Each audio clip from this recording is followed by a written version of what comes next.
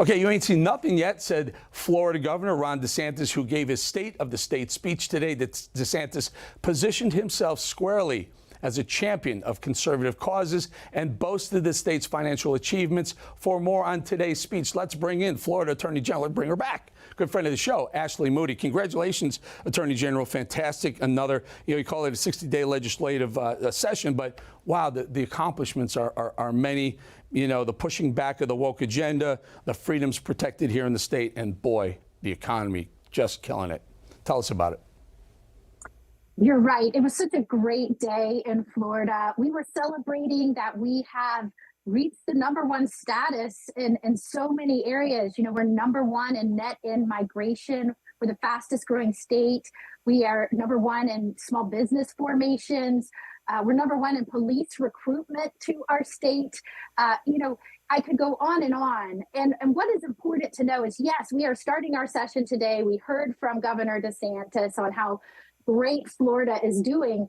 But remember, he's been calling special sessions over the last few months to immediately tackle some challenges, some very timely challenges. And that's just kind of par for the course with this governor and these legislative leaders. We have a great Senate president, a great Speaker of the House, and they truly believe in not shying away from issues when they come up. I can tell you they're pro-law enforcement, they're pro-law and order. When they see things happening, they want to tighten our laws to make sure we don't have to deal with rogue prosecutors. I worked very closely with this legislature and with the governor to propose, tighter bond legislation, which we hope will go through, to make sure that we're not letting repeat offenders and violent offenders get out of jail without ever seeing a judge, which is what you're seeing trend across this nation. And so getting a hold of these issues early, making sure that you're not afraid of jumping in and tackling those and passing legislation that will address it is so important. And as the governor said, I don't think you've seen anything yet. This is going to be one heck of a legislative session. And I think, first of all, I think the most important thing that the governor pointed out, and you point out here, it's the #1 destination for Americans looking to switch states. I mean, that is just, you talk about growth and how you grow and how you continue. You're showing a $22 billion surplus. And I listened to Gavin Newsom kind of poking Governor DeSantis when his state has a $22 billion deficit and you have a $22 billion. I mean, the irony of 22 and 22 is just perfect for you guys. Well, thank you for pointing that out. Yes, I mean, we are sitting on the biggest surpluses we've seen in the state's history. And, that's not by accident. Wait, can I just AG, allow me just to point out to the folks, you're doing it without a state income tax. You're doing it without a state income. Do you know what that means? That means businesses are flocking to the state. There's business taxes that they're paying, and it's supporting the police and the fire, et cetera, and sales taxes. And you're doing that without a state income tax. It's just fantastic. Right. We're giving our police bonuses. We're helping them buy homes. We're cutting our taxes. Tolls we've cut back. We've saved taxpayer money. We're making it tax-free to raise a kid. All supplies to raise kids, strollers, diapers, you name it, that's going to be tax-free.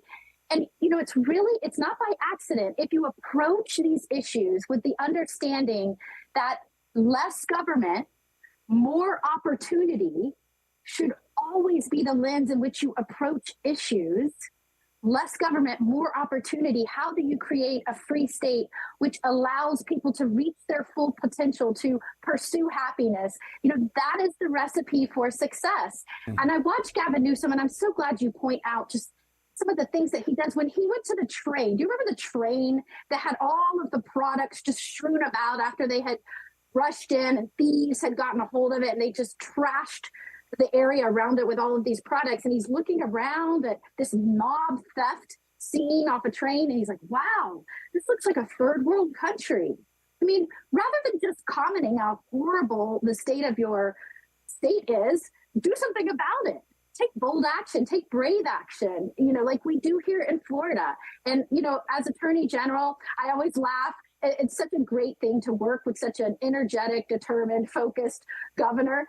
But all of us that work with him hand in hand, for example, we're pursuing much of the litigation. We're the ones in our office, we push back on the vaccine mandates. We're pushing back on the federal government's refusal to enforce immigration law. I could go on and on. So can we do this? Can I ask you the tough question? We're right there with you. Can I ask you the question? I mean, I'm not sure. I know you're in your office. I'm not sure you can even talk about it. The governor calls it the Florida way. You guys call it the Florida way, but there's a subheader to that, the Florida way, a blueprint for the nation. A wise, our founding fathers intended us to pursue, less government and ensure that we're protecting our folks' freedoms at a very core, at a minimum. And if you do that, we're fighting for a freer Florida. If you do that, if you fight for the autonomy of your state, if you fight for the rights of your citizens, if you fight for the safety of your citizens, you will see success in your state. And Florida is a great example of that. We'll see if the governor decides to want to maybe bring it for a blueprint for the whole nation, not just the state of Florida. Florida Attorney General Ashley Moody, good having you on. Appreciate your time. Thank you. Great to be with you, Eric.